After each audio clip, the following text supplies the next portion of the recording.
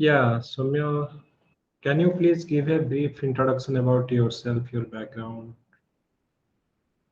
and your the recent experience? So just a brief introduction about yourself. So my name is Soumyaranjan Pradhan. I was born in Devgarh district and my schooling was done in Pallara subdivision of Angul district. After that, I have done my intermediate from Barampur and my graduation from NIT Rourkela in mechanical engineering. After that, I joined Hero Motocorp as a graduate engineer trainee. And after getting into Odisha Civil Services, I have started as a professional in Odisha Administrative Service recently. So already you are in Odisha Civil Service, right? Now you are serving in the civil service like sector. Why you want to join? Once again, you are want to leave that job Odisha Civil Service and want to join UPSC. Why? You are doing the job there itself. It is similar. Why you want to join UPSC? Yes, sir. This is civil service as well. The UPSC civil services provide a plethora of opportunities like serving in the center as well as the state. And the training is such that the civil servants across the services, across the states can coordinate between them. And there is a better mechanism, some innovative mechanism we can find out to the solutions. That is the purpose of All India Service, and I am eager to join it. Okay. So suppose you will be selected in civil service and you'll become after some 2 3 years or 5 years down the line as a DM of a district. Particularly, suppose now you are posted in Sundargarh. Suppose you are going to be the collector of Sundargarh. What will be your priorities in the next after become a DM in the next 5 years? What will be your priorities?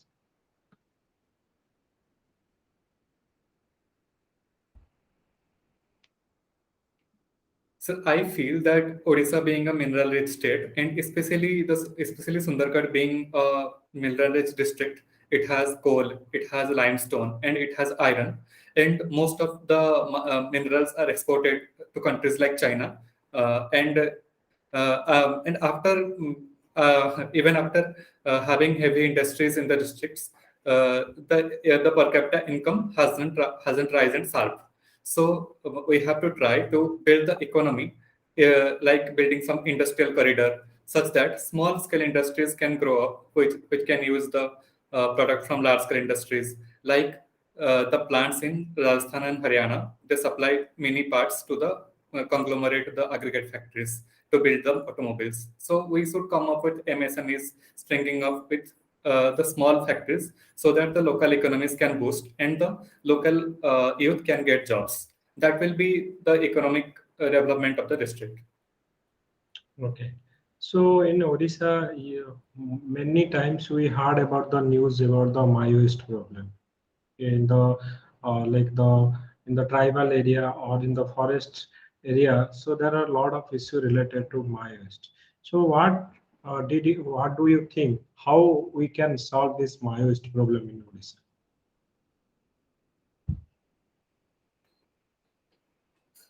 So the left-wing extremism insurgency, which sprang up in Odisha in the late 1990s, has been for the demand of Jal, Jungle, and Jameen. When the tribals don't feel ownership of their resources, they think that they are being exploited. The ideology, when the ideology being planted in their mind that their own resources are being exploited by the machineries, administrative machineries, then the revolt. And gradually, the Odisha government and the central government has come up with schemes like Samadhan and the reconciliation policy, bringing them back to mainstream, for which we have seen that in the last 5 years, especially in Odisha, the Maoist insurgents have declined. So our focus is to provide them health, provide them education, bringing awareness about what are the government schemes they can afford, so that their economic and human potential can boost, and we can also curb the Maoist problem in these districts. Okay. So now we have like two waves of COVID. Like we have first wave, we have second wave, also sometimes also in news third wave. So what is your analysis? How the economy of India in the pre-COVID era and post-COVID era, and is the Indian economy is coming back to its original track where it is before.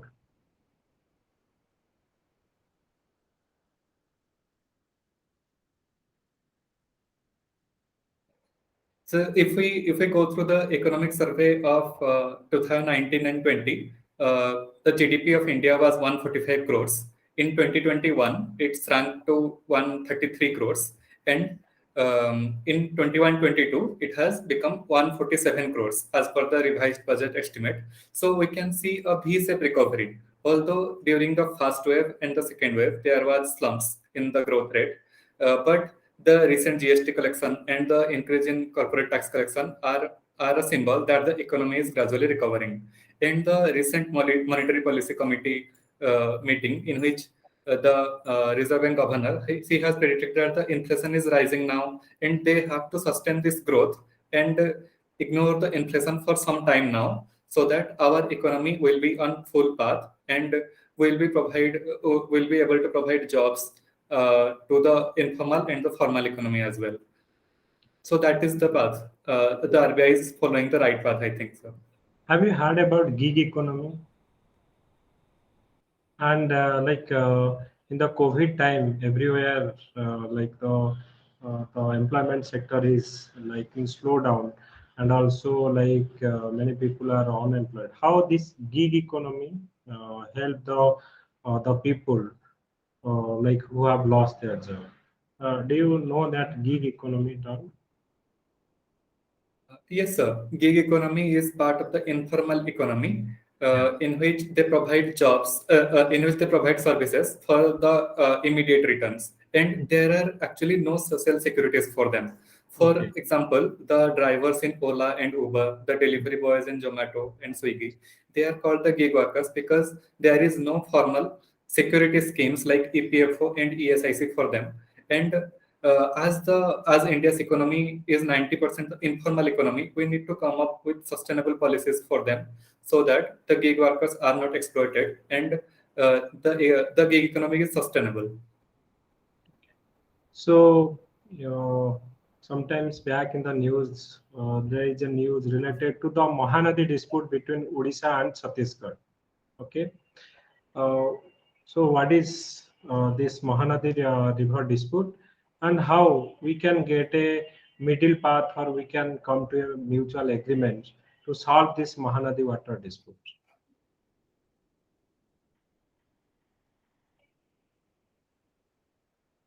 So Mahanadi arises out of the Amarkantak in Bastar Plateau, and it has 857 kilometers length, out of which 494 kilometers are in Odisha, and the rest are in Chhattisgarh.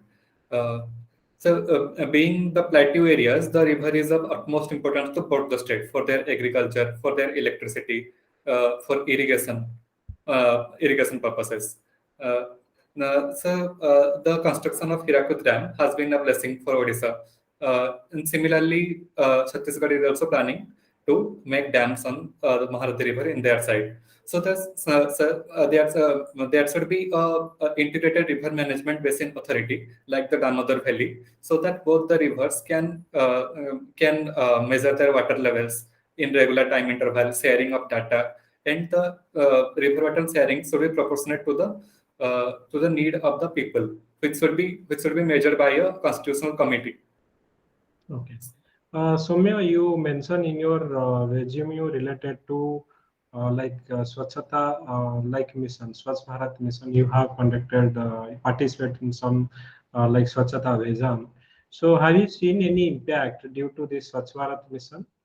And if yes, what are the changes you have mentioned? And still, some village are struggling. Still, some village yet to do the get the ODF status. Yes, sir. The sanitation mission carried out by me was done for the district water and sanitation mission in school days. After that, the India government has come up with Swachh Bharat mission, in which they are pushing for making the villages and whole of India ODF, that is open defecation free, and ODF plus. So the work being done like leach pit construction in Enginarega and the asset creation like making of toilets in every house. So it has been successful because our state has been ODF free since 2019. It has been declared. Also, sir, there has been some behavioral changes noticed in people. So, sir, I will say that the mission is a progressive mission, and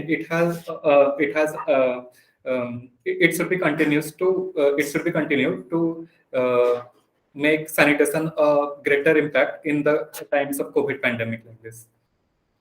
So that means you have done this sanitation mission before the launch of Government of India Swachh Bharat mission. Yes, sir. Yes, sir. Before Swachh Bharat mission, there was a small effort by the district administration for this, and the Swachh Bharat mission is a bigger mission for the whole country. Yeah, great. You are ahead of the Government of India. Okay, and like your optional is anthropology, right? Yes, sir. So in anthropology, we are telling a scheduled tribe. What do we mean by that schedule? Why we call this schedule? As per Article 366, Clause 25 of the Constitution of India, it mentions that the President can, by some notification, include some particular community in the Article 342 of the Constitution, which will be declared as the scheduled tribes. And so in India. So in India, the Article 342 actually governs the schemes for scheduled tribes. So is there any PVTs in Odisha? Yes, sir. There are 13 PVTs in Odisha, out of which there are micro projects for the developments of the PVTs, that is particularly vulnerable tribal groups, which are identified by the TOPPER Commission in 1975. So can you name some PVTs in Odisha? Yes, sir. The PVTs is in focus in Odisha were Dongriya Kond, which are in the Kalahandi districts, and the Mankedia and Birhor in the Mayurbhanj district, Juang in the Angol and Keonjhar districts, Paudi Bhuya in Angol, Sundargarh, and Keonjhar districts, etc. Okay. So, you might have heard about the recent, the most happening things around the world is the Ukraine and Russia war. Why Russia invade Ukraine? What is the cause behind it? So historically, both Russia and Ukraine were part of the erstwhile USSR, and after the breaking, they became independent countries. But they share the cultural heritage, and the people there have personal relationships as well. So in the eastern areas of Ukraine, in the Donbas region, Donetsk and Luhansk, there are Russian separatist group which were demanding independence from Ukraine, and Russia supported them. And so the immediate cause of the military operation was that Ukraine was very much interested to join NATO and EU, which the Russia perceived as a security threat to the nation. So they are conducting the military operation for their security purpose only. Okay. Do you think that if India is neutral in its stand and not going in the UN General Assembly, not voting against Russia and abstain from that voting, is it we are supporting Russia's war or we are opposing Russian war? And if so, what will be its effects on India-US relations? You might have heard about that. We are now, if you are indirectly not voting against Russia, that means we are supporting Russia. Is going to hamper the India-US relationship? Sir, India. So currently, the Foreign Minister of India, the External Affairs Minister, S. Jaishankar of India, condemned the war in terms that it is wrong for a country to attack another sovereign country under the Minsk Accords. but in the same meanwhile, the judge Dalbir Bhandari in ICJ has condemned the war. But since Russia has been a long-term all-weather friend of India, and we have a defense pacts with Russia for our ammunitions. Therefore, India is meanwhile balancing both the acts. And so, for the relations with US, US has been pushing India for condemning the war to build pressure on Russia. But we are maintaining the neutrality since uh, since But we cannot become neutral. Either we are with Russia or we are with US. So, and also you might have heard about the news, we are buying oil from Russia, which US is opposing. So in that case, in future, do you think that we have maybe a sore relationship with US?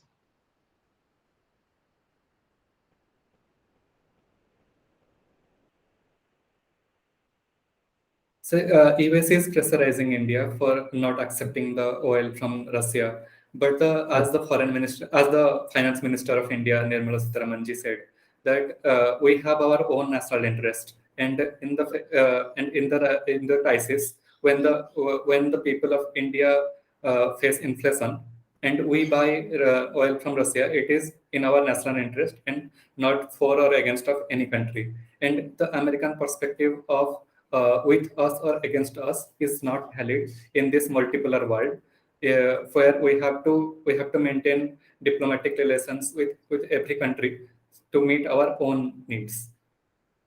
Okay, very good.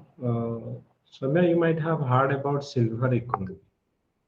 There is a term now coming, silver economy.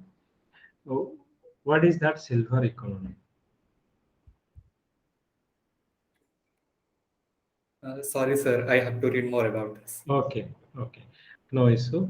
Uh, in recent times, the most important or challenging things in the world is related to climate change, and recently, COP26 already happened in Glasgow.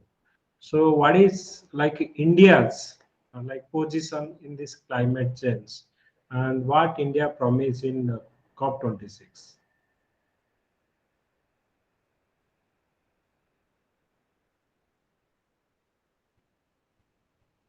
So the COP26 in Glasgow was uh, was a progressive step towards attending the commitments we made in the COP21 in Paris, in which the Prime Minister has announced Panchamrit, that is 5 commitments, and the first of them is making India net carbon neutral by 2070, and we have to make 50% of our total energy source out of renewable energy. We have to decrease the carbon footprint by 35% by 2030, and and making the renewable resources of the and so having getting the technology so that we will meet the energy requirement of the country by the renewable resources only. Okay, so in India, we heard a hot topic related to Bollywood is the Kashmir File movies, related to Kashmir Pandit. Do you think that this movie have some truth or it is a like a religious propaganda? What is your thought on this?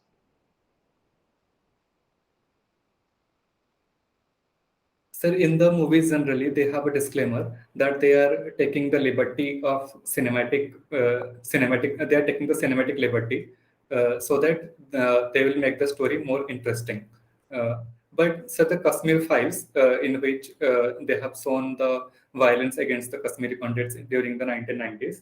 So yes, sir. In one way, it is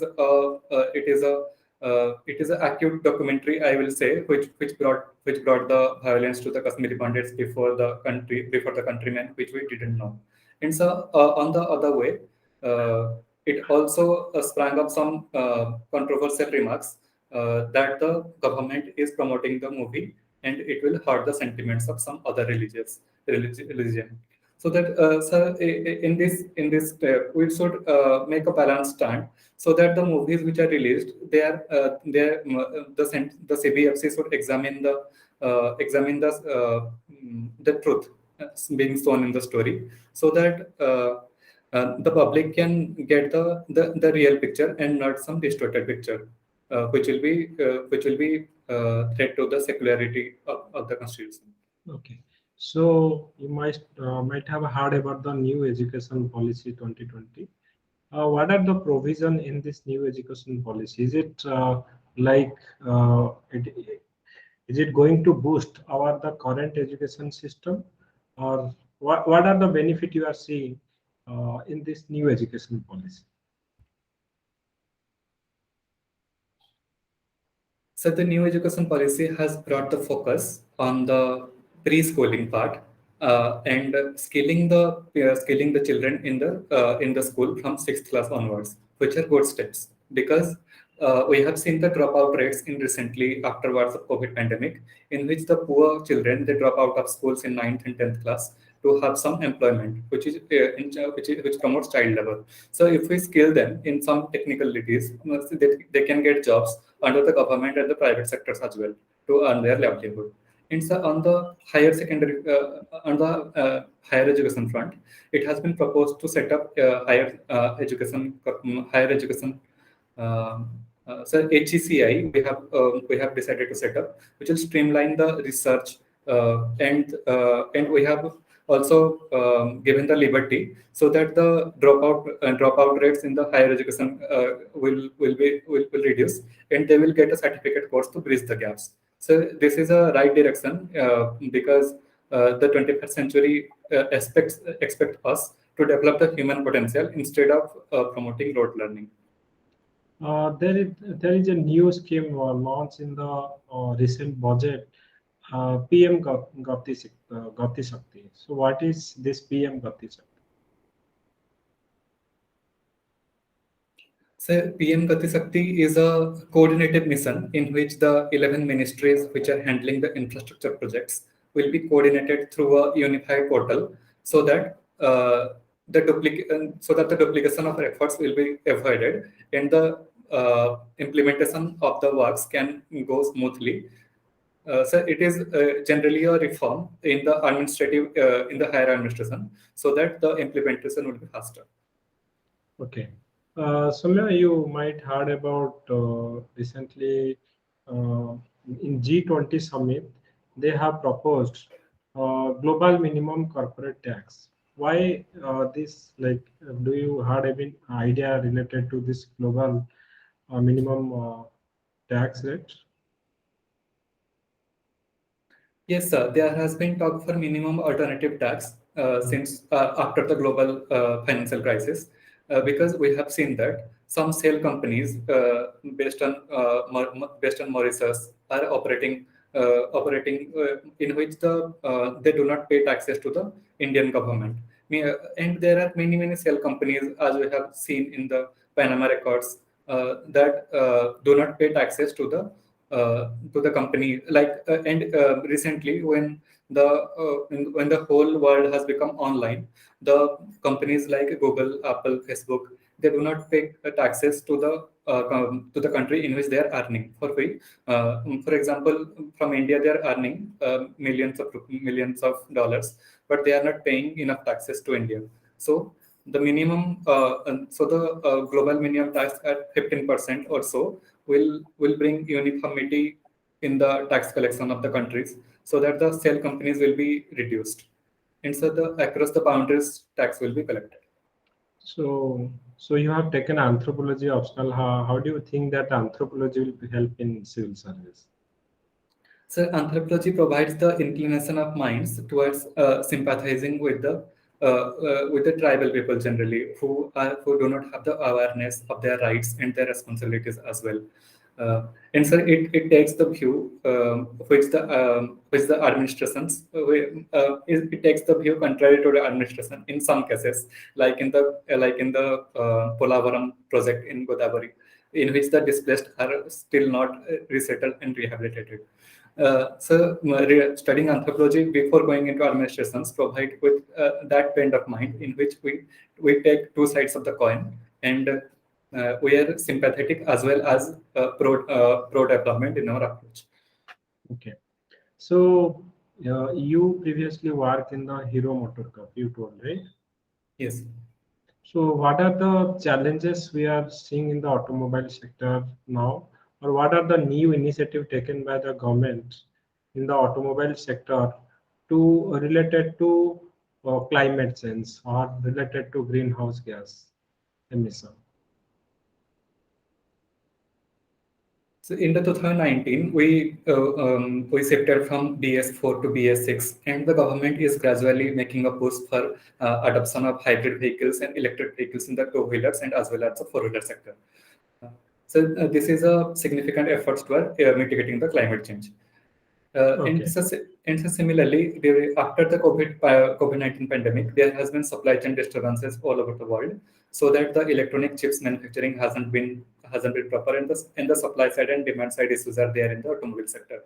So the government has launched PLI scheme, which has been which has been able to make India Atmanirbhar in the sense that we are providing incentives to make in India the parts which we were previously importing from China. And so recently, the proposal for setting up a Maruti Toyota hybrid plant in Noida is an important step in the direction of making India a EV superpower.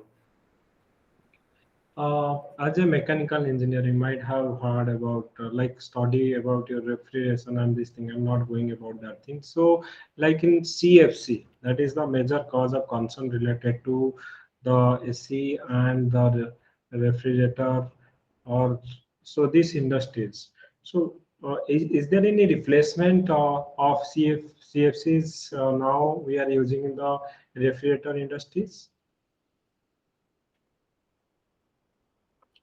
After the Montreal Protocol in 1987, where we promised that CFC will be phased out, then we gradually switched to HCFCs. And after the Kigali Agreement, we have also promised to phase out the HFCs, which is R134A, the refrigerant name. And so after that, okay, that question is like you got that one. Now you have shifted from CFC to HFC. Then what is the problem of HFC? HFC is not a greenhouse gases. Then sorry, HFC is not a like ozone depletion substance. Why then we have gone for others like R134A you are telling? HFC, what is the problem with HFC? So R134A, which is a HFC, doesn't have ozone depleting potential, but it has a greater global warming potential, that is 1488. It has much more. It is 1488 stronger than the carbon dioxide. So that in the era of Paris Agreement and COP26, when we are going to have carbon neutral economy by 2070. We cannot afford the HFCs now. So, sir, we are now switching to R400 series, which have very low greenhouse which have very low global warming potential, as well as they do not have ozone depleting potential, but they are costly, and we are putting effort to streamline the manufacturing. Okay, so you have done your like BTech from NIT Rourkela. Yes. Right? So what are the like important like industries or famous places in Rourkela? So Rourkela has been the gift of Rourkela steel plant that was put up by SAIL in the 1958 with the help of West Germany. And so Rourkela is surrounded by the iron fields from Koida, from Tensa, and we are supplying iron all over the countries from there. And so Any Rourkela. also hockey World Cup also done there? Yes, sir. I forgot to mention that Hockey World Cup, the arrangement is going on to be to arrange the Hockey World Cup in 2023, and the infrastructure are being developed in Rourkela now, so that it will be a smooth affair. Okay. So you have also mentioned meditation. What type of meditation you do?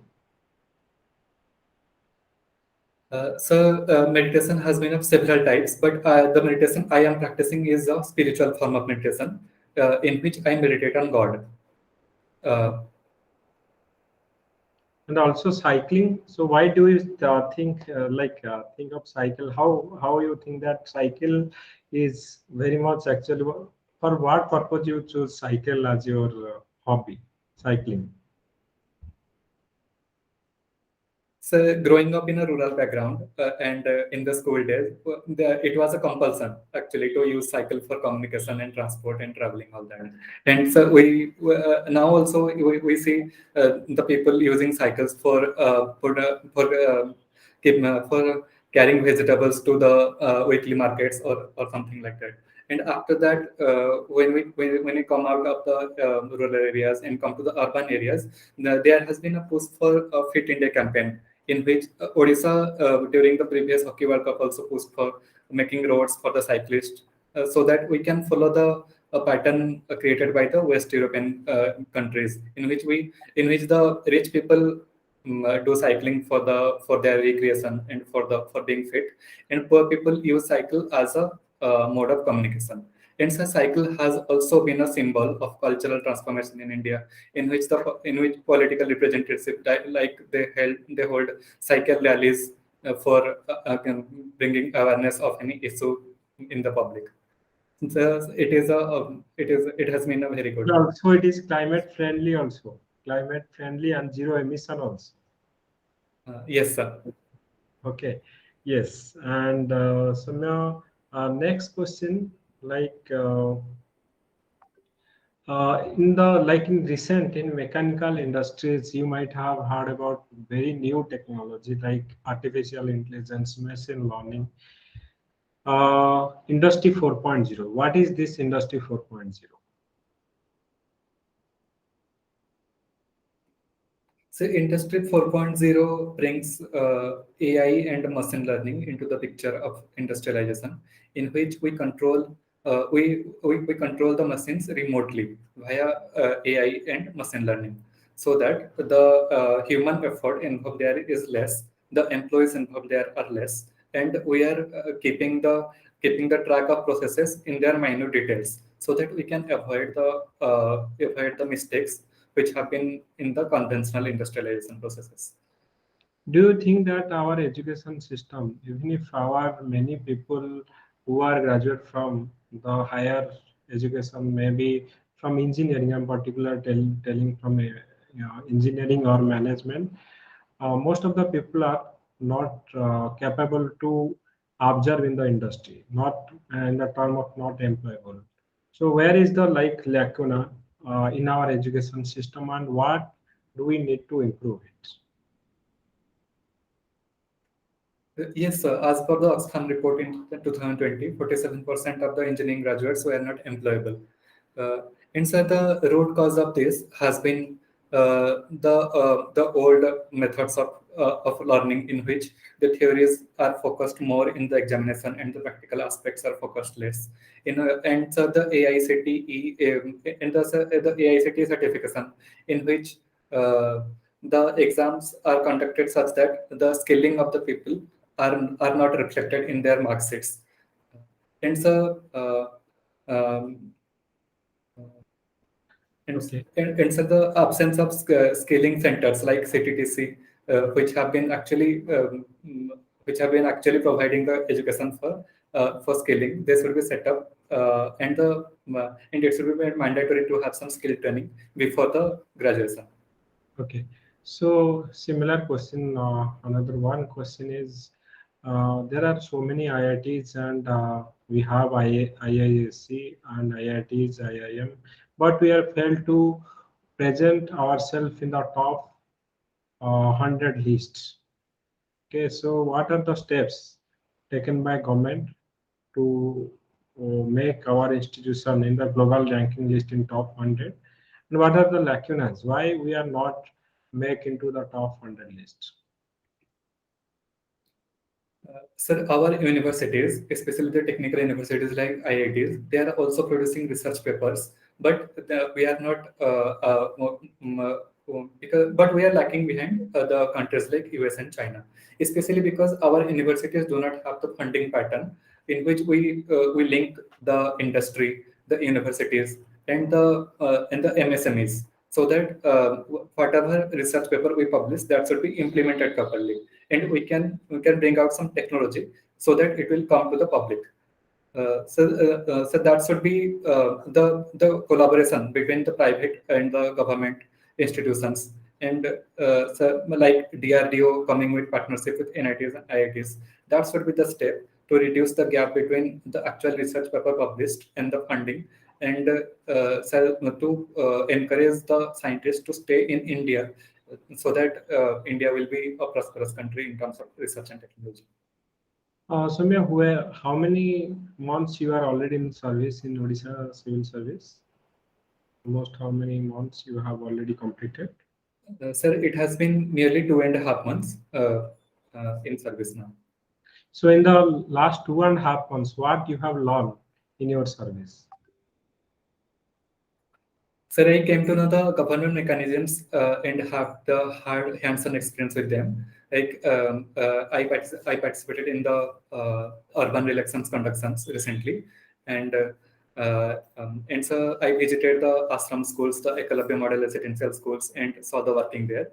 I came to know the handling of CRPC and the cases of mutation, lease, alienation by sub-collector sir and Tahsildar sir.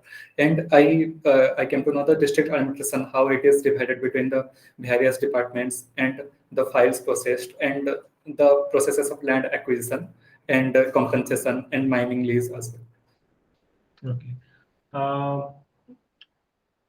Do you think that the election, the way we are conducting the election throughout the year, now the panchayat election completed, municipalities, then state election, then center election, every time somewhere some part of the country election is going on. What are the things we can do to simplify our election process, or what are the challenges you are seeing in this election process? You have a hands-on experience in this, as you closely, in your view, what will be the simplified version it should be? So the Prime Minister had put forward the idea of simultaneous elections in the country, because I have also seen recently that the election is a resource-rich process in which we expend the expenditure is more. And so by bringing simultaneous elections, we can reduce the expenditure. And so the multiple elections in the regular intervals keep the administrators and the political representatives busy in the election conducts, and the routine work is generally not carried out then, and so focusing on elections more during their 5-year tenure also brings a sort of negligency to their actual work, the work of development, which is the prime focus of our country. Yes, sir, the simultaneous elections is a good idea while keeping the future of the country in mind, and we have to come up with some constitutional mechanism to make it happen. Okay.